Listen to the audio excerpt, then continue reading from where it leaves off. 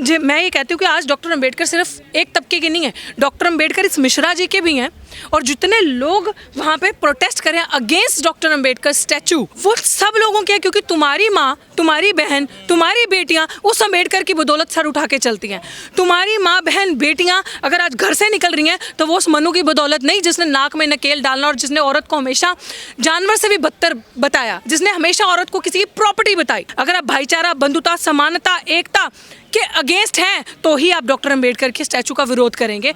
पहले law minister रहे इंसान, जिसने संविधान, जिसने वो ग्रंथ लिखा, जिसकी बदौलत आप उस कोर्ट के अंदर बैठ रहे हैं, जिसकी बदौलत आप जज, जुडिशरी में वकील बन के, लॉयर बन के अपना धंधा चला रहे हैं। मैं तो यही कहूँगी, क्योंकि आप न्याय नहीं दे रहे लोगों को, आप जनता के लिए कोई न्याय नहीं कर रहे, आप वहाँ पे एक अच्छा बिजनेस कर रहे हैं। यही है आपका, आपकी तरफ से ऐसे लोगों का ना, मैं कहती हूँ रिकॉर्ड चेक करना चाहिए।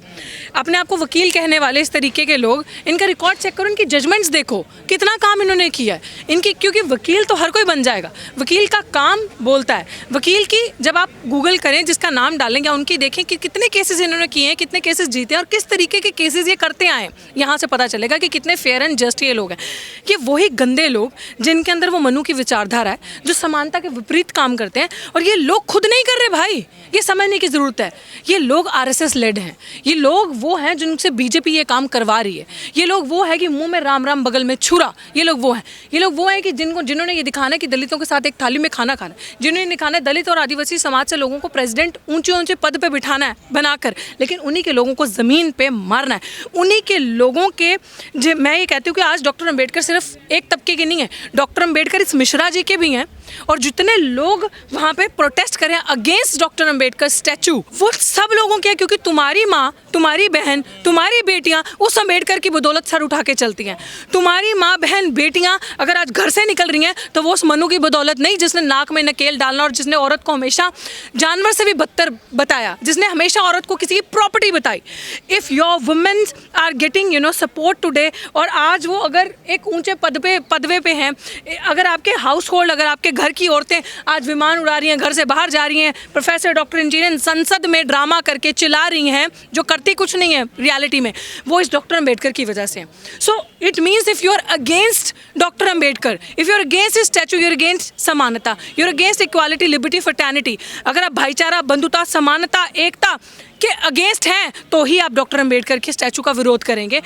तो आप सबसे बड़ी चीज़, आप महिला विरोधी हुए। फिर मैं कहती हूँ कि उनके घर की महिलाओं को जो डॉक्टर अंबेडकर के खिलाफ वहाँ प्रोटेस्ट कर रही हैं, ऐसे मर्दों के मुंह पे चांटा मारना चाहिए, ऐसे मर्दों को घर पे घुसने नहीं देना चाहिए। तुम्हारी बच्ची बड़ी बड़ी इंस्टीट्यूशन में बैठकर बड़े बड़े सपने लेती है, उड़ने का सपना लेती है, बड़ी बड़ी जगहों पे बैठती है कि मैं IAS ऑफिसर बनूंगी, IPS बनूंगी, doctor, collector, engineer, professor, blah blah blah, so called privilege institutions में मैं बैठूंगी। So it's because of Ambedkar, not because of you, not because your grandfathers. जो लोग आज विरोध कर रहे हैं, इनकी जो परदादा थे, दादा थे, ये लोग सब उसी खून में से आते हैं जिन्होंने हमेशा महिला का विरोध किया, जिन्होंने महिला को पैर की जूती समझा, नाक में नकेल, पैरों में बेड़ियां बांधी हैं।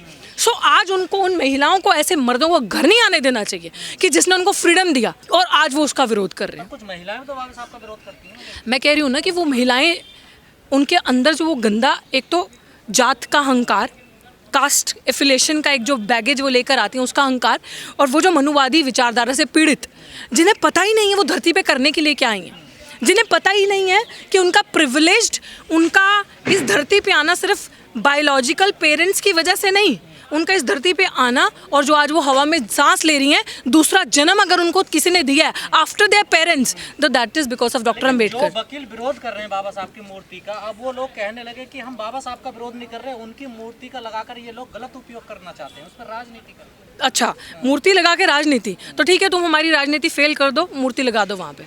तुम बोलो कि तुम अपने आप को बड़प्पन कर दो, वहाँ पे मूर्ति लगा दो, तुम हमारी राजनीति फेल कर दो, तुम ये प्रोटेस्ट फेल कर दो। मैं कह रही हूँ ना कि इन लोगों के अंदर ना ही कोई साइंटिफिक टेम्परामेंट है, ना ही इन लोगों की आइडियोलॉजी कोई है कि कुछ स्ट्रांग हो। पर एक सवाल ये है ना, सबसे बड़ा, जो चीफ जज थे ग्वालियर हाई कोर्ट के सुरेश कैद जी, वो भी अम्बेडकरवादी दलित हैं, और जो अब CJI हैं सुप्रीम कोर्ट में, वो भी अम्बेडकरवादी है।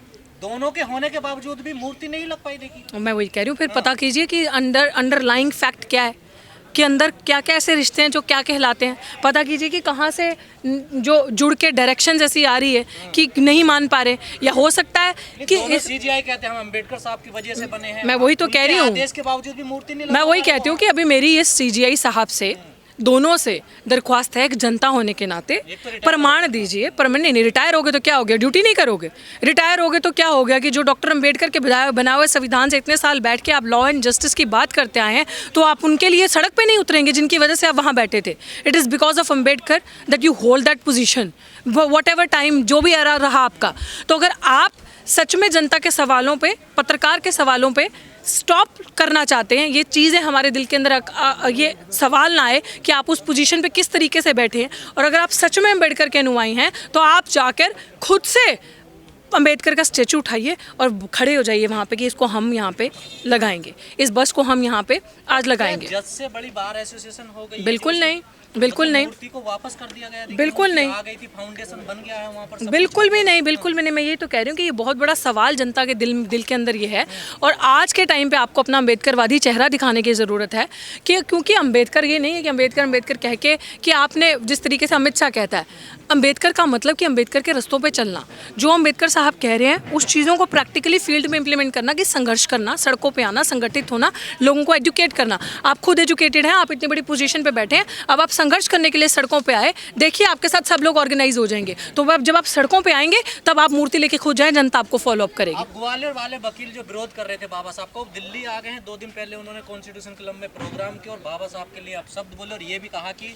तो उनको गलत कहा जा रहा है कि वो संविधान के निर्माता हैं। असली संविधान के निर्माता जो हैं वो बी एन राव हैं। अच्छा, बी एन राव है। मैं वही तो कहती हूँ कि एक तरफ तो बोलना कि संविधान गलत है, एक तरफ बोलना कि बाबा साहेब गलत, और दूसरी तरफ कहना कि बाबा साहब ने गलत संविधान लिख दिया, बाबा साहब ने सब कुछ शेड्यूल कास्ट को दे दिया, रिजर्वेशन दे दिया, वो दे दिया। मतलब बिन पैंदे के, वही तो बिन पैंदे के वो कहते हैं ना लोटा, कि कहीं पे भी लोट, इधर डोल जाना, इधर डोल जाना। तो तभी कह रही हूँ कि इन लोगों का कोई दीन ईमान नहीं है, कहीं पर टिकने वाले नहीं है, जहाँ वजन वहाँ भजन। तो ये वो लोग हैं, कभी मन किया तो इधर हो गए, जब आरक्षण की बात होगी तो कहेंगे डॉक्टर अंबेडकर गलत है, संविधान में ये कर दिया, कभी किसी चीज़ की बात होगी तो कहेंगे हिंदू कोड बिल ला दिया, गलत किया, ये वो किया, और कभी कहेंगे कि अब संविधान बाबा साहब ने लिखा। पहले डिसाइड कर लो, so just decide who is the real one, that's it, thank you. लोग ये पढ़े लिखे नहीं है, इनको पता नहीं है कि बी एन राव तो संविधान समिति के सलाहकार थे। I doubt their talent, I doubt कि लोग पढ़े लिखे हैं।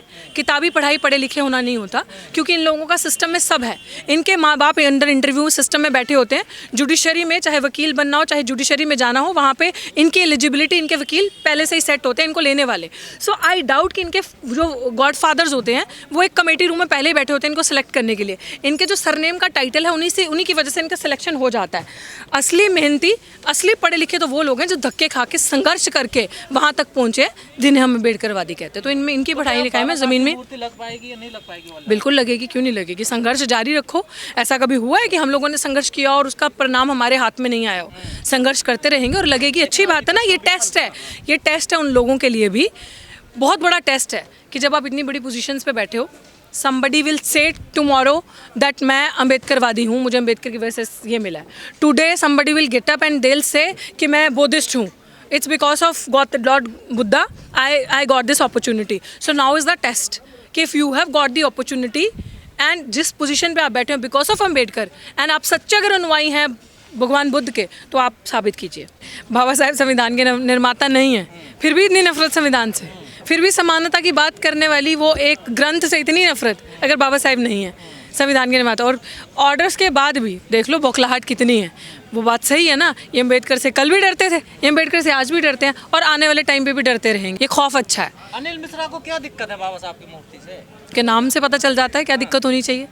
बाबा साहेब की मूर्ति से नाम से पता चलना चाहिए, और बाबा साहेब की मूर्ति से नहीं। बाबा साहेब की मूर्ति, बाबा साहेब की, आप ये मत समझो कि बाबा साहेब की मूर्ति, बाबा साहेब एक इंसान नहीं है। बाबा साहेब सिर्फ मूर्ति तक सीमित नहीं, वो ऐसी एक एनर्जी है। हर बेईमान को, हर कपट्टी इंसान को, हर गलत करने वाले इंसान को, जिसका सिद्धांत समानता के विपरीत हो, उसको डर ही लगेगा। वो विचारधारा है। मैं बार बार कहती हूँ ना कि वो एक ऐसी एनर्जी है जो आप महसूस कर सकते हो। इतनी गर्मी में भी आज देखो आप यहाँ जंतर मंतर पे महसूस कर रहे हो। वो एक ऐसी ताकत है, उस ताकत से डर लगता है कि न्याय के मंदिर में अगर बाबा साहब की मूर्ति नहीं लगेगी तो फिर कहाँ लगेगी? तो ये बात तो आपके सामने सिद्ध हो गया। पहले एक ऐसे इंडिपेंडेंट इंडिया के